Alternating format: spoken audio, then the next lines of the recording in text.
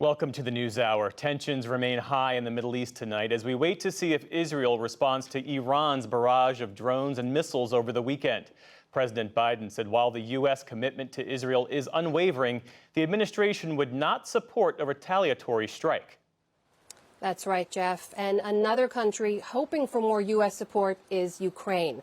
I spoke with Ukrainian President Volodymyr Zelensky about that, about its war with Russia, and much more. But first, we begin in the Middle East, where a region is on edge. Nick Schifrin has our report. At the site of the first ever Iranian missile strike on Israeli territory today, Israel's top general warned Iran payback was coming. As we look forward, we weigh our steps. And this launch of so many missiles, cruise missiles, and drones onto the territory of the State of Israel will be met with a response. Iran's unprecedented attack of more than 300 drones and missiles lit up the sky Saturday night and Sunday morning across the country. World leaders quickly rallied to Israel's defense.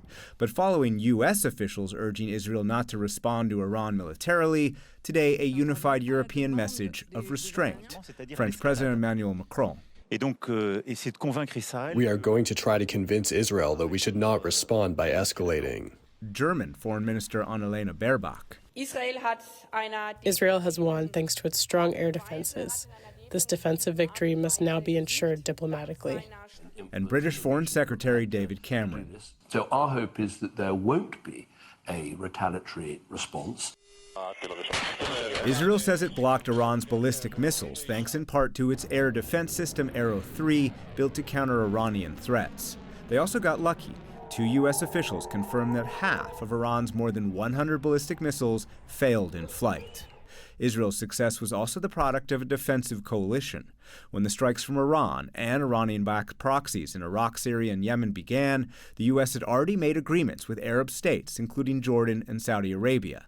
The U.S. military says it shot down more than 80 Iranian drones. Israeli Defense Minister Yoav Gallant hopes that sets a diplomatic precedent. We have an opportunity to establish a strategic alliance against this grave threat by Iran, which is threatening to mount nuclear explosives on these missiles, which could be an extremely grave threat. What we've seen is proof of concept that when the security and strategic concerns of our partners align, they can absolutely work together. Dana Stroll is the research director and a senior fellow at the Washington Institute for Near East Policy and the former Deputy Assistant Secretary of Defense for the Middle East. She says the shootdowns were successful because of regional coordination that, until this weekend, was untested. What we saw on Saturday night was proof of concept that all of this hard work, the investment in compatible radars, the investments to share classified military information in real time, and the confidence building that it took to create this regional security architecture actually works. Iran's attack on Israel was in response to an Israeli airstrike earlier this month on Iran's consulate in Damascus that killed several top commanders. They got what they wanted from the psychological and economic impact of the whole world being on edge last week. Vali Nasser is a professor at the Johns Hopkins School of Advanced International Studies.